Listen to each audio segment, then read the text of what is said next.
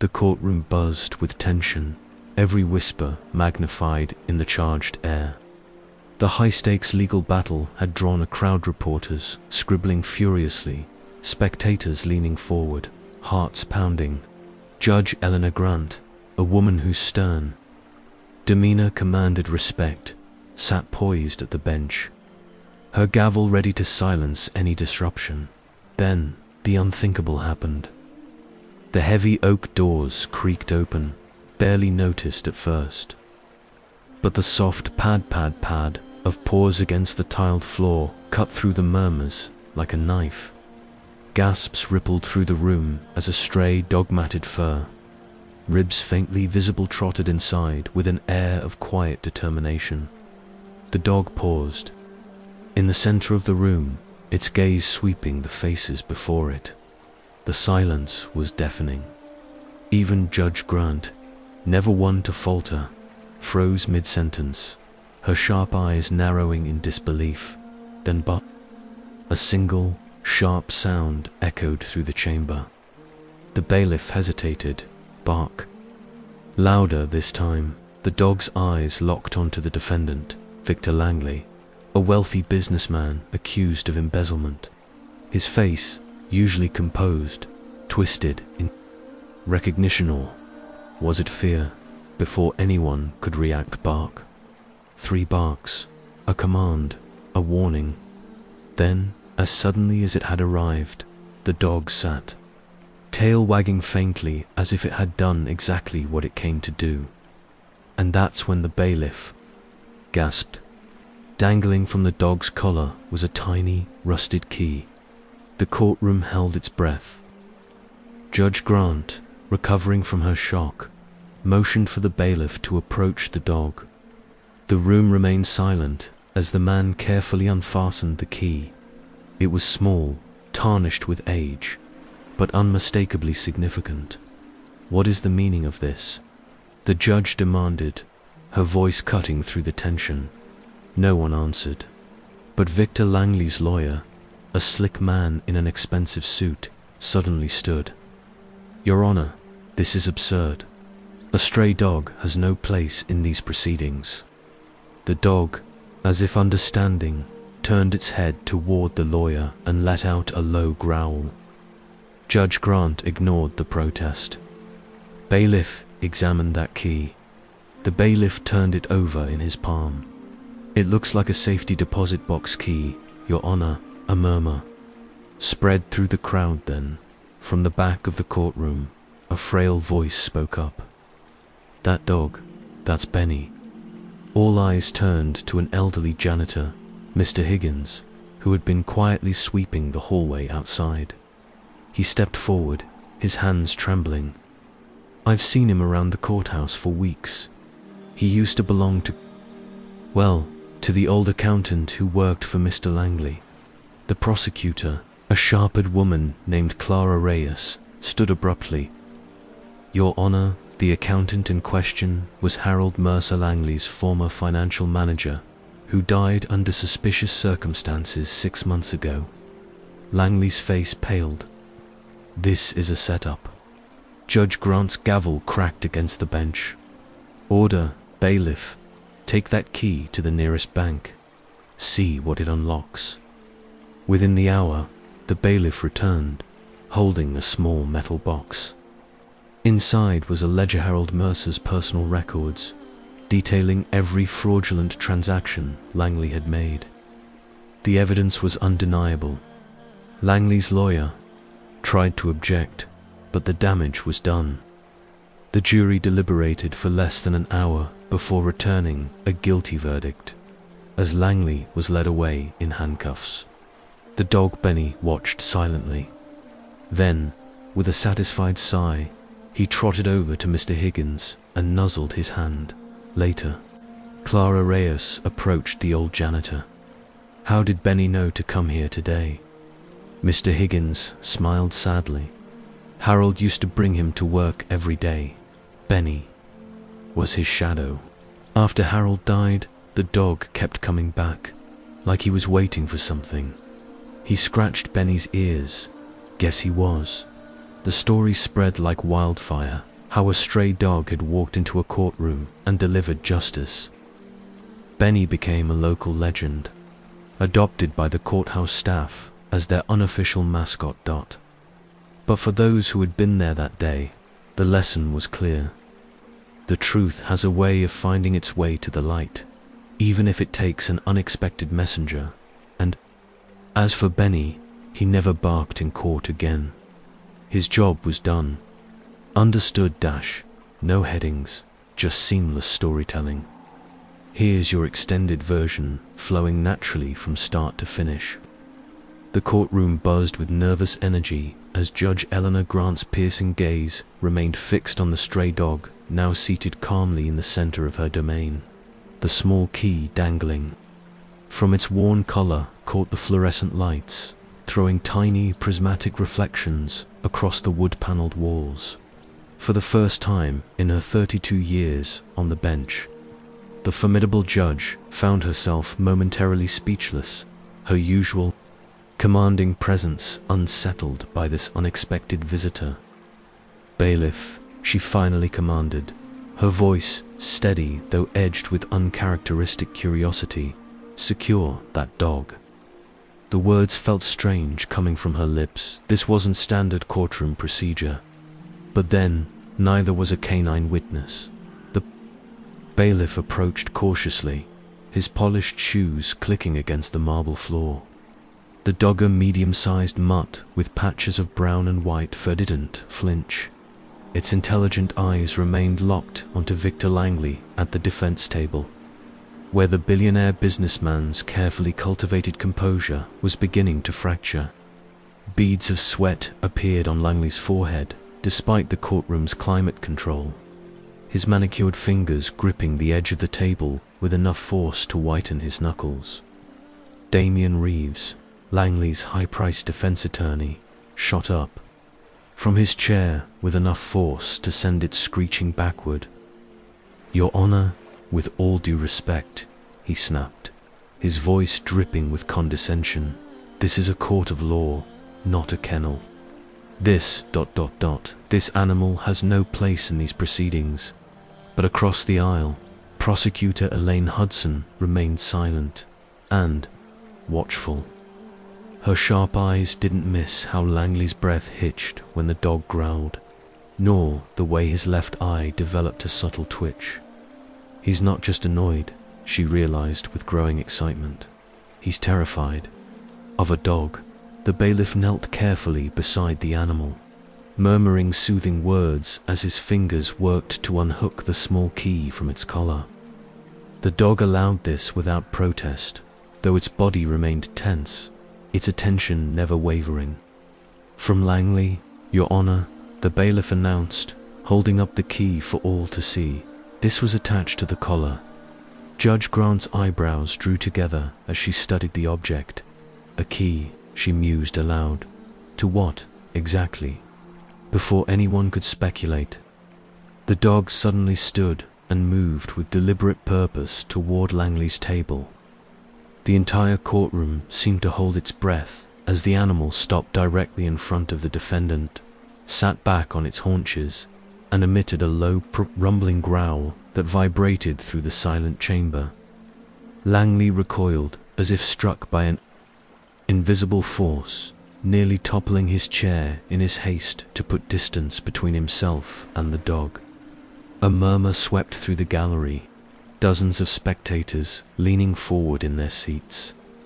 Hudson was on her feet before she'd consciously decided to move. "Your Honor," she said, her voice cutting through the growing whispers, "may I examine that key?" The judge nodded, and the bailiff delivered the key to Hudson's outstretched palm. As she turned it over in her fingers, studying every groove and marking, her pulse began to quicken. Then her breath caught in her throat. "This emblem," she announced, holding the key aloft for all to see, "matches the logo of Irongate Private Storage on the west side of town, a facility that just happens to be owned by a shell corporation, tied directly to Mr. Langley." The courtroom erupted in a cacophony of gasps and excited chatter. Reporters scrambled for their phones, their fingers flying across screens as they fired off breaking news alerts. Langley's lawyer shouted objections over the din, his face turning an alarming shade of red. But Judge Grant's gavel came down with a crack that silenced the room instantly. "Prosecutor Hudson," the judge said, her voice carrying absolute authority. "Continue." Hudson squared her shoulders, her voice taking on the steely quality that had made her one of the state's most feared prosecutors. "We've long suspected Mr. Langley used private storage units under false names to conceal evidence of his financial crimes. This key may very well lead us to the proof we've been searching for." Judge Grant's eyes gleamed with rare intrigue. The case against Langley had been circumstantial at best, until now a fact that had kept her up nights, knowing a man like him might slip through the cracks of justice. But this ... this changed everything. "Then by all means," she declared, "let's find out." The gavel struck wood with finality, the sharp report echoing through the chamber like a starter's pistol. The hunt for truth had officially begun, and at the center of it all sat an unassuming stray dog, whose sudden appearance had tilted the scales of justice. As the bailiffs moved to escort Langley to holding while the storage unit was investigated, the businessman's eyes never left the dog. There was something in that stare beyond fear, something like recognition, as if he'd seen this animal before and knew exactly what its presence meant. The dog watched him back, its tail giving one decisive thump against the floor as Langley was led away, as if to say, "I remember you too." The storage unit revealed far more than anyone had dared hope. Behind its nondescript metal door lay meticulously organized evidence of Langley's crimes ledgers detailing offshore accounts, falsified documents, even recordings of incriminating conversations. The dog had led them straight to the smoking gun. Quite literally, in one instance, firearm tied to an unsolved homicide was found in the safe. At trial, the new evidence proved devastating. Langley's expensive legal team fought valiantly, but the mountain of proof was insurmountable. The jury's guilty verdict came swiftly, and as the bailiffs clamped handcuffs around Langley's wrists, the dog watched from the gallery with what could only be described as quiet satisfaction. In the days that followed, the mystery of the courtroom dog only deepened. No owner came forward, and the animal refused to leave the courthouse grounds, as if standing vigil to ensure justice was properly served. The staff began leaving food and water for it, and one of the clerks even brought in a comfortable bed that the dog accepted with regal grace. Prosecutor Hudson found herself visiting the courthouse on her days off, drawn to the animal she'd come to think of as her silent partner in the case. One evening, as she sat on the courthouse steps, scratching behind the dog's ears, an elderly janitor paused on his way out. "That's a remarkable animal you've got there," he remarked, leaning on his push broom. "Looks just like old Harold Mercer's dog. Used to bring him to work every day when he was Langley's accountant, before he passed." Hudson's hand stilled. Harold Mercer, the whistleblower whose initial tip started our investigation. The janitor nodded. "Died suddenly last year. Heart attack, they said." He glanced meaningfully at the dog. "Funny thing, this one disappeared the same day. Staff figured he'd run off to grieve. Guess he was working the case his own way." As the janitor walked away, Hudson looked down at the dog with new understanding. It gazed back at her with eyes that seemed far too knowing, then licked her hand once before settling its head on her knee with a contented sigh. In that moment, she understood that justice sometimes came in unexpected forms, sometimes wearing a suit and tie, sometimes wearing a collar with a single, rusted key. And sometimes, just sometimes, it came on four legs, with a wagging tail and a determination to see things set right. The moment the judge granted the search warrant, the courtroom erupted into chaos. Reporters scrambled for their phones, fingers flying across screens as they fired off breaking news alerts.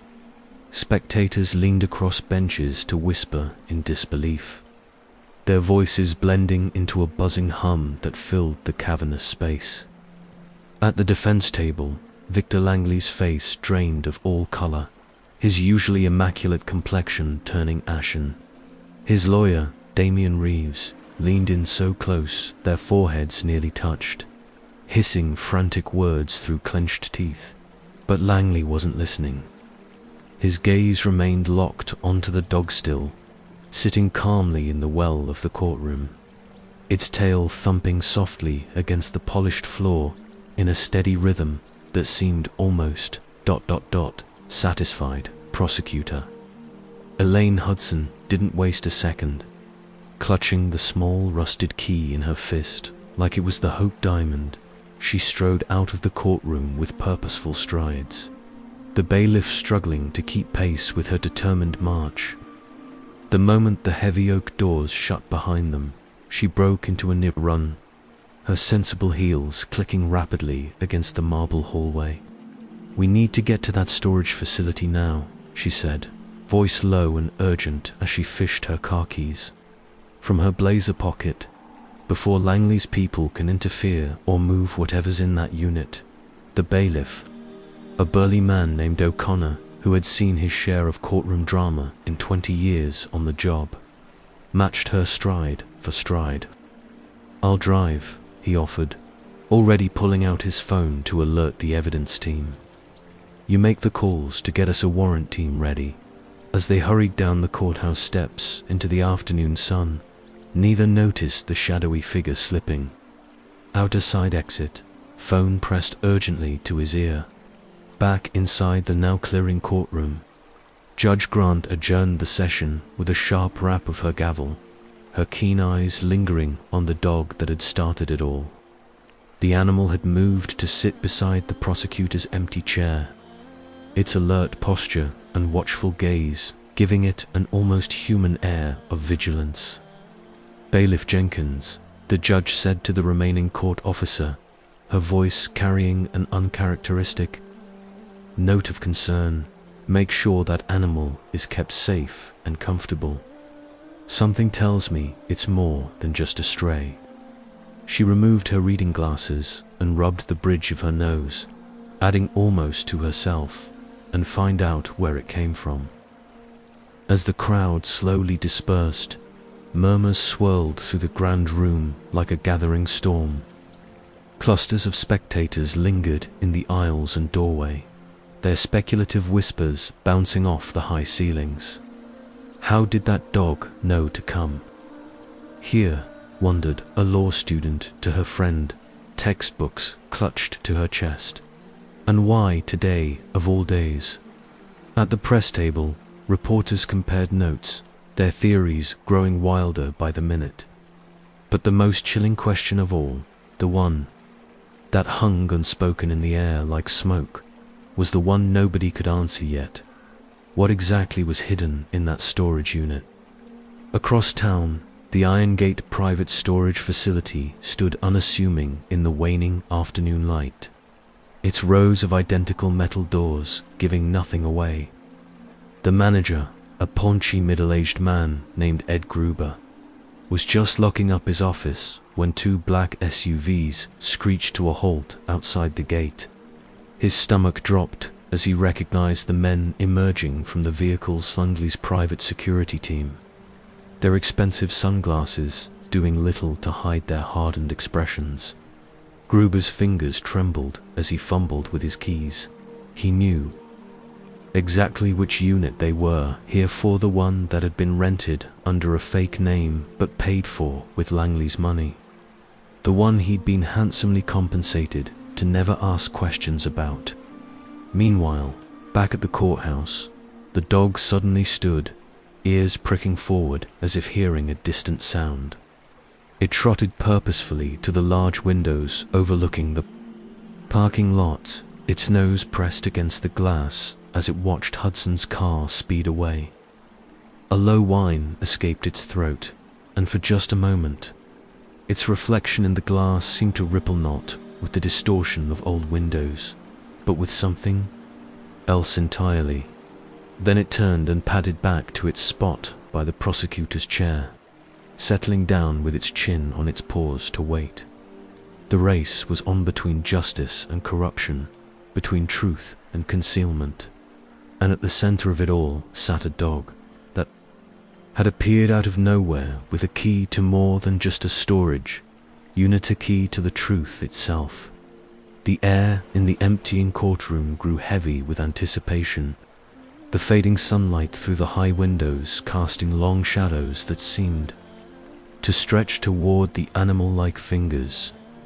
Whatever happened next, one thing was certain. Nothing in this case would ever be the same as the first stars began to appear in the twilight sky. The storage facility manager found himself facing an impossible choice: the men with guns and money in front of him, or the approaching sirens in the distance. His hesitation lasted only a moment before he made his decision, his hand reaching not for his phone to warn Langley's men, but for the master keyring on his belt.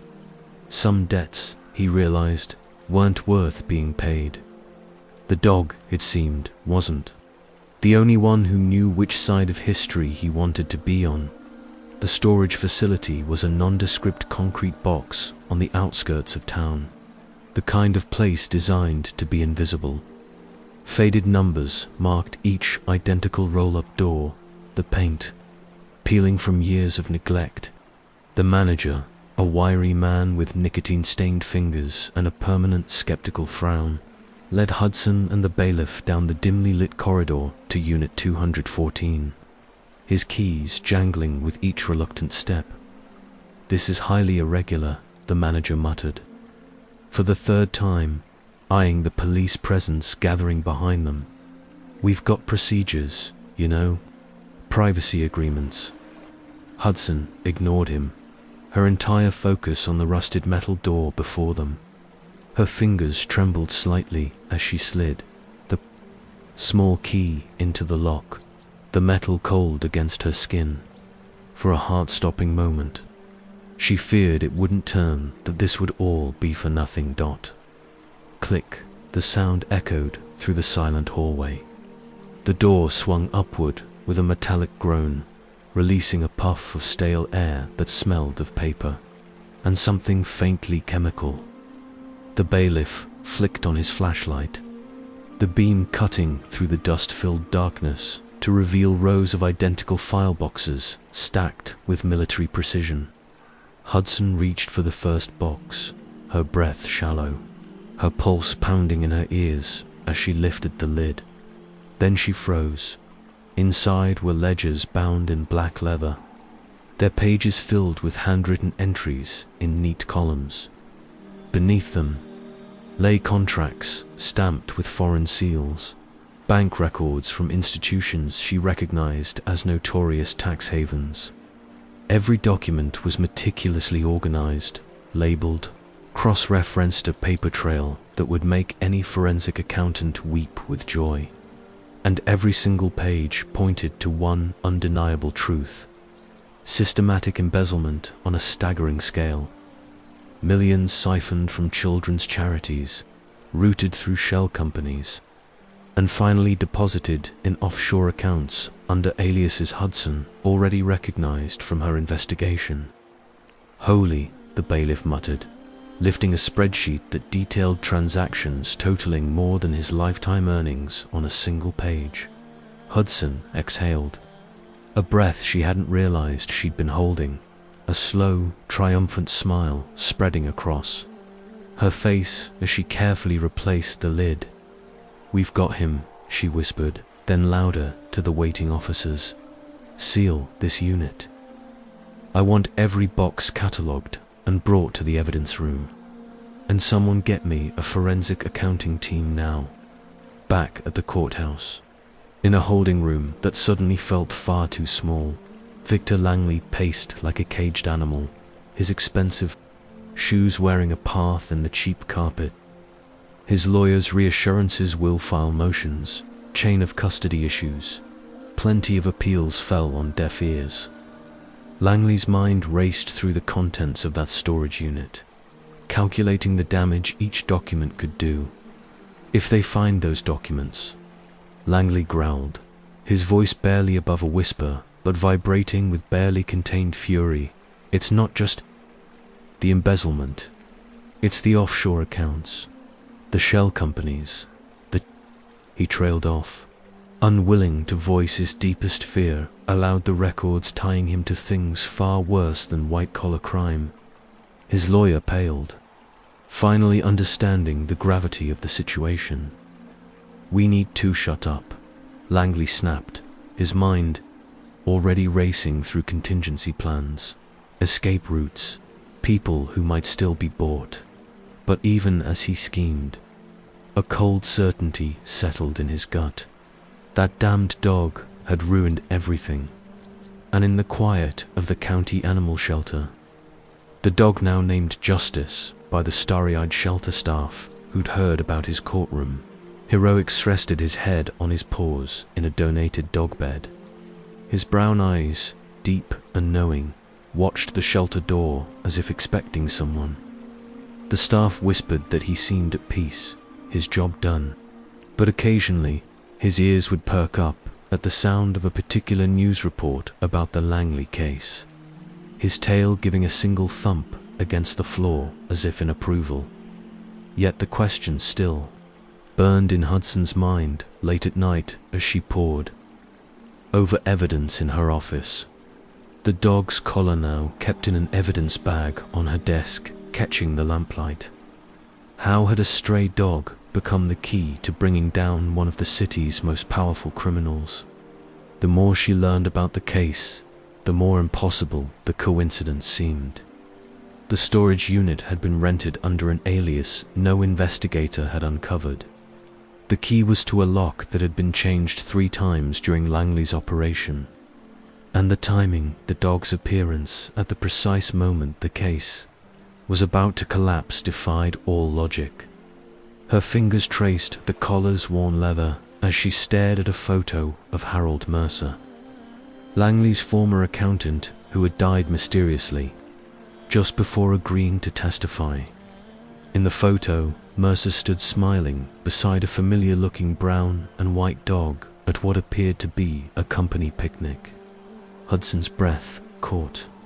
She reached for her phone, her mind racing with possibilities too strange to voice aloud, yet too compelling to ignore. Somewhere in the night, a dog barked a sharp, clear sound that carried through the city like a promise.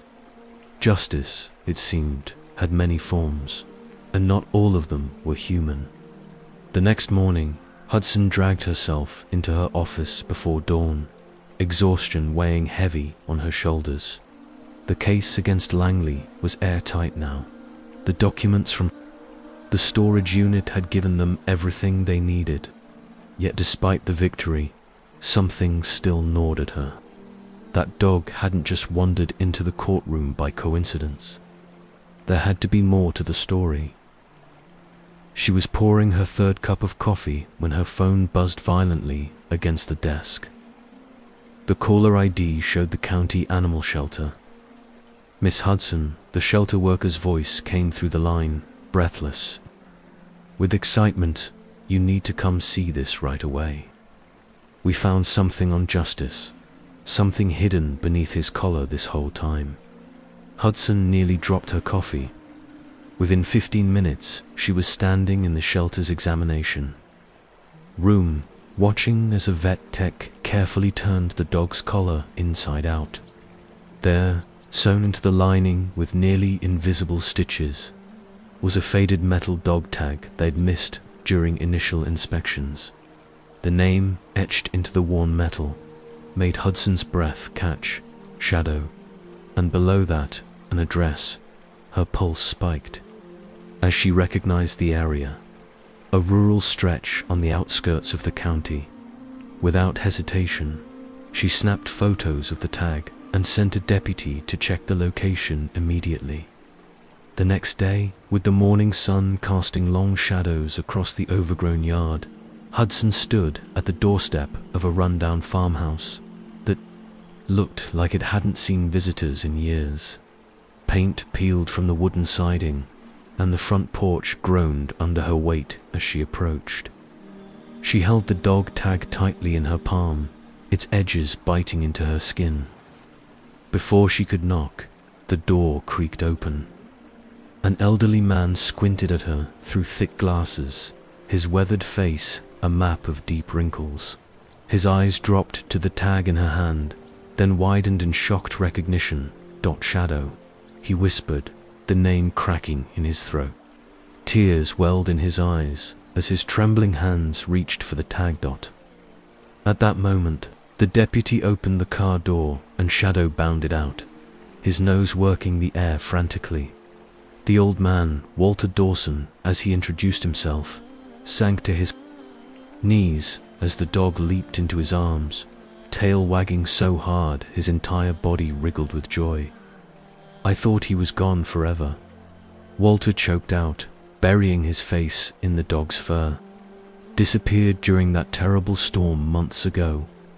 I searched for weeks. His voice broke as Shadow licked his face eagerly. When the emotional reunion subsided, Hudson showed Walter the rusted key. His reaction sent a chill down her spine. Walter's face paled visibly. That single quote, as one of mine, he said slowly, taking the key with shaking fingers. He turned it over in the sunlight, examining the unique grooves. I made this for Victor Langley nearly 5 years ago. Special order wanted a lock that couldn't be picked, with only 2 keys in existence. The pieces clicked together with almost audible force in Hudson's mind. Langley had hired Walter, a master locksmith renowned for his custom security work, to craft an elaborate locking system for a secret storage unit. Walter had retired soon after, his skills fading into obscurity, until now. And Shadow, his ever-loyal companion, had somehow found one of those keys. Perhaps buried, perhaps discarded, and carried it with him through storm and street until he brought it to the one place it would matter most. Straight into the heart of Langley's trial. Hudson's voice was barely a whisper as the full realization struck her. Walter, ... you're the missing link. We've been searching for all along. The old locksmith looked from the key to his miraculously returned dog, then to the determined prosecutor before him. In that moment, he seemed to understand that this was more than coincidence. It was justice, delivered through the most unexpected of messengers. Shadow panted happily at their feet, his work finally complete. The circle had closed. The truth was out, and somewhere in a prison cell, Victor Langley was about to learn that no lock, no matter how cleverly crafted, could keep justice at bay forever. The courtroom was packed to capacity when Walter took the stand, the air thick with anticipation. Every seat was filled, and spectators stood shoulder to shoulder along the back walls. Justice, now properly called Shadow, once more sat loyally at his master's feet, his intelligent eyes scanning the room as if standing guard over the proceedings. Langley's lawyer, Damian Reeves, objected furiously before Walter could even be sworn in. "Your Honor, this is preposterous," Reeves shouted, his face flushing crimson. "We cannot allow testimony based on the alleged actions of an animal. This undermines the entire judicial judge." Grant's gavel came down with a crack that echoed through the suddenly silent courtroom. "Mr. Reeves," she said, her voice dangerously calm, "you will control yourself or be held in contempt. The witness will testify." Walter's hands trembled as he took the oath, his aged fingers clutching the Bible like an anchor. His voice shook as he began speaking, but grew stronger as he continued. Victor Langley hired me 5 years ago to design and install a custom locking system for a private storage facility.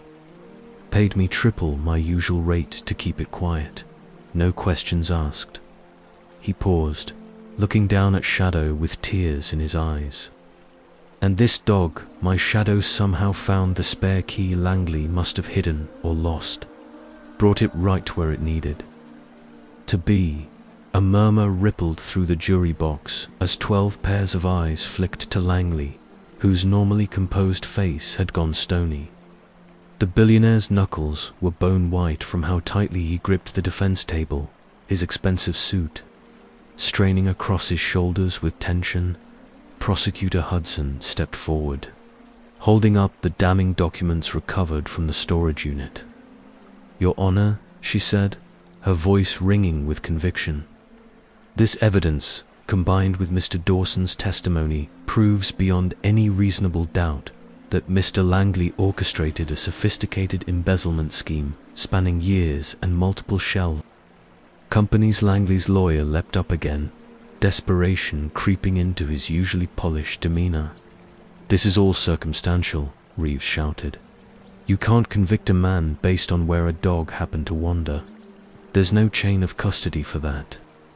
Key, no proof of asterisk, but the jury wasn't buying it." Several jurors exchanged knowing glances, their expressions hardening as they looked at Langley. One middle-aged woman in the front row of the jury box actually shook her head slightly, her lips pressing into a thin line of disapproval. Hudson seized the moment. "In fact, Your Honor, we have additional evidence that speaks to the defense's credibility or lack thereof." She signaled to the bailiff, who started a video playback on the courtroom monitor. Grainy security footage showed Shadow not attacking a child, as Langley's team had claimed in their smear campaign, but actually pulling a little girl to safety as construction debris crashed down where she'd been standing. The timestamp proved it was taken weeks before the alleged attack. A collective gasp went up from the gallery. The defense's last shred of credibility crumbled like ash in the wind. Even Judge Grant's normally impassive face registered surprise. As she watched the footage, as the judge called for a recess, Langley turned to his lawyer with a look that could have melted steel. His voice, though barely above a whisper, carried a venomous hiss that sent a visible shiver down Reeves' spine. "Fix this dot." But for the first time in his career, the high-priced defense attorney had no answer. His mouth opened and closed like a fish, gasping for air as he watched Shadow pad calmly out of the courtroom beside Walter, the dog's tail held high like a banner of triumph. The message was clear: justice couldn't be bought or bullied. Sometimes it came on 4 legs, with a wagging tail and a nose for the truth. In the hallway outside, as reporters clamored for statements, Shadow paused and looked back at the courtroom doors one last time. His ears perked up as if hearing something no one else could, and in that moment, Hudson could have sworn the old dog smiled. Then, with a contented sigh, he leaned against Walter's leg, his job finally complete. The scales had balanced. The truth was out, and somewhere in the shadows, Harold Mercer, wherever he was, could rest easy knowing his 4-legged friend had finished what he started. The courtroom was electric as the trial resumed, the tension so thick it seemed to crackle. In the air, Langley's defense team, sensing their case slipping through their fingers like sand, made a bold, desperate play. They called their own surprise witness to the stand. A sleek, sharp-eyed man in an expensive suit strode forward with the confident gait of someone used to command. Gregory Stone, former head trainer at Blackridge K9 Security, a private firm known for supplying elite protection dogs to high-profile clients. "Mr. Stone," Langley's lawyer began, his voice smooth as silk. "Can you confirm for the court that this dog Shadow was once trained by your organization?" Stone nodded, his gaze flickering briefly to Shadow, who sat alert beside Walter. "Yes, Shadow was one of our best, trained in retrieval, tracking, and high-level obedience.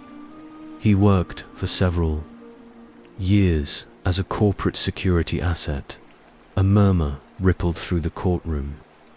The defense was spinning a new narrative that Shadow's actions weren't divine justice, just old training kicking in.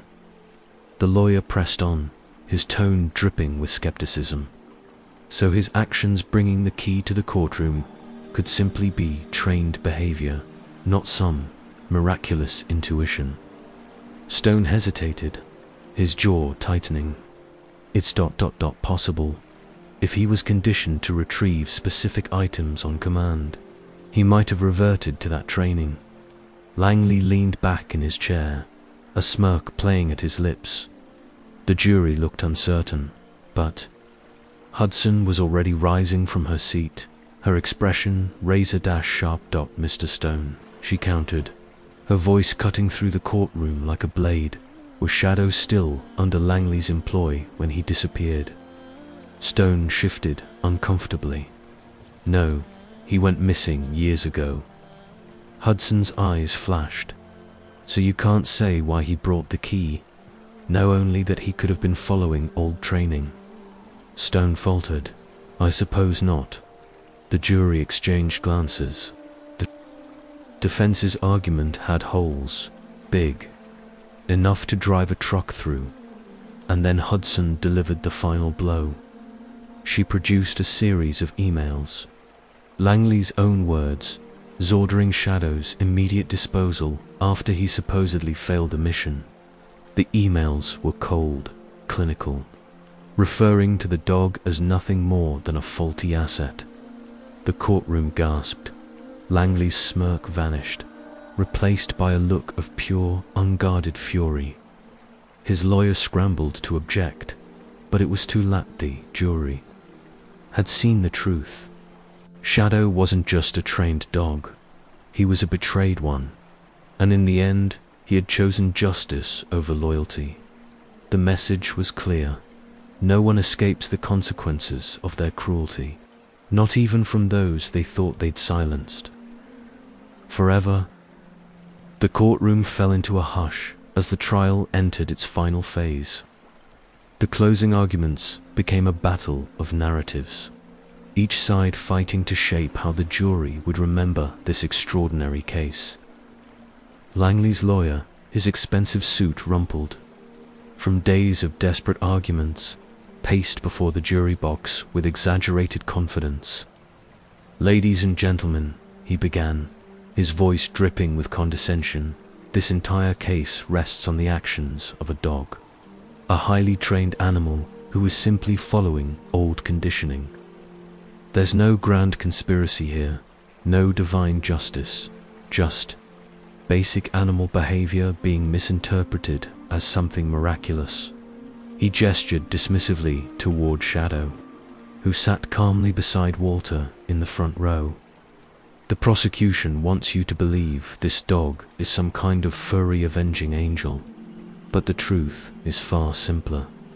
He was trained to retrieve objects, and that's exactly what he did. Nothing more." The defense attorney's polished shoes clicked against the floor as he moved to stand beside Langley, placing a protective hand on his client's shoulder. "Victor Langley is an innocent man being persecuted because of coincidences and overactive imaginations." But when prosecutor Elaine Hudson rose to deliver her closing argument, the energy in the room shifted. She approached the jury box slowly, her gaze locking onto each juror in turn. "This case was never just about a key," she began, her voice quiet but carrying to every corner of the silent courtroom. "And it was never just about a dog." She turned to look at Shadow, her expression softening for just a moment before hardening into resolve. "This is about loyalty, about betrayal, about how the truth always finds its way to the light, no matter how powerful the people trying to bury it might be. She walked slowly along the jury rail, her fingers trailing along the polished wood. Victor Langley discarded Shadow when he was no longer useful, threw him away like garbage. But Shadow remembered. He remembered the lies, the crimes, the faces of everyone Langley hurt. Hudson stopped directly in front of Langley, turning to face him fully. The billionaire's jaw clenched as she continued, her voice gaining strength.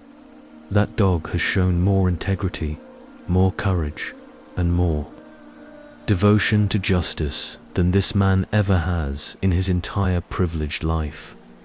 She turned back to the jury, her final words ringing through the courtroom. You have a choice today.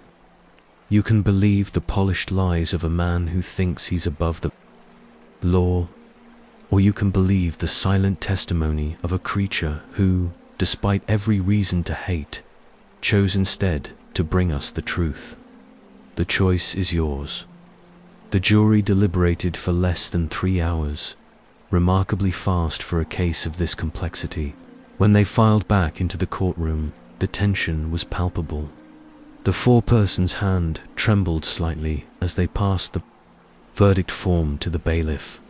On the count of grand larceny, guilty. On the count of fraud, ... guilty. On the count of obstruction of justice, ... guilty.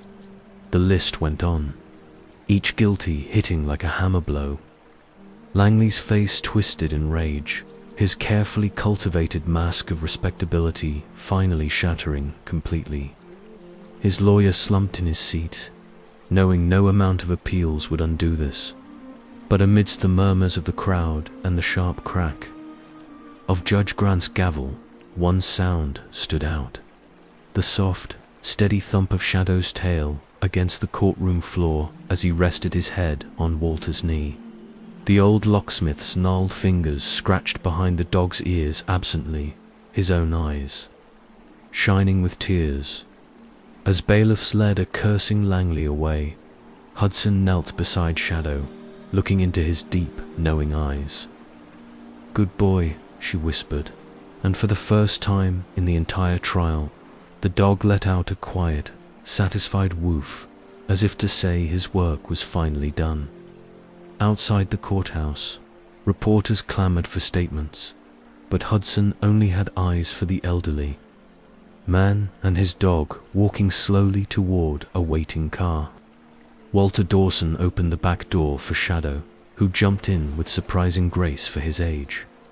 Before closing the door, Walter turned back and met Hudson's gaze across the distance.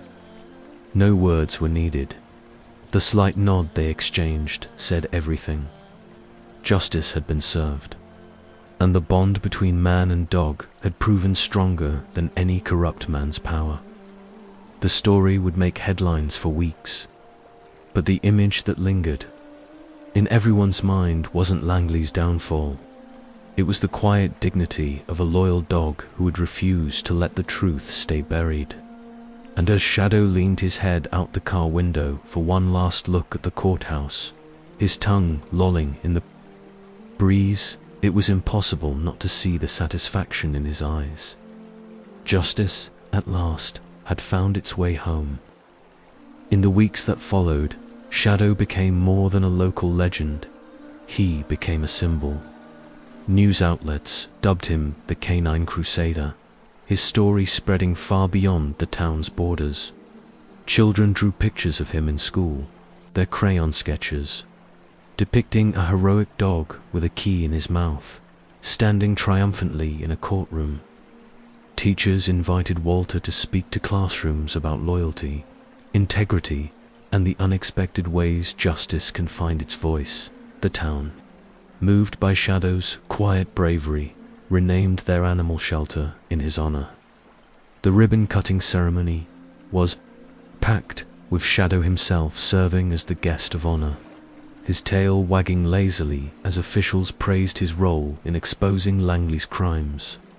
Donations poured in enough to expand the shelter, fund medical care for strays, and even establish a program training shelter dogs for search and rescue work.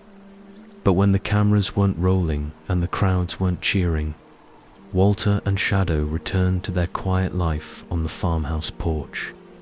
The old locksmith would settle into his weathered rocking chair, a cup of coffee steaming beside him, while Shadow sprawled at his feet, ears twitching at the sounds of the evening, the rustle of leaves, the distant call of a whippoorwill, the creak of the porch boards beneath them.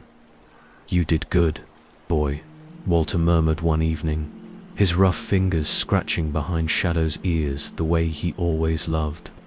The dog let out a contented sigh, his tail thumping once against the wooden planks. Then, as if he understood every word, Shadow turned his head and licked Walter's hand, a silent promise. "I'd do it all again." Walter chuckled, his chest tight with emotion. He didn't need words to know what Shadow meant. Some bonds didn't require them. As the last streaks of sunset faded into twilight, Walter leaned back in his chair, gazing up at the first stars winking to life in the darkening sky. Shadow rested his chin on Walter's knee, his warm weight a steady comfort. In that quiet moment, Walter understood something deeper than the trial, the headlines, or even the justice they'd won. Some bonds were stronger than secrets, stronger than greed, stronger than time. And as the night settled around them, the old man and his dog sat in peaceful silence, side by side, exactly where they were meant to be. If this story moved you, don't forget to like, share, and subscribe to our channel. More heartwarming tales, and remember, every act of kindness, no matter how small, can make a world of difference. See you in the next story.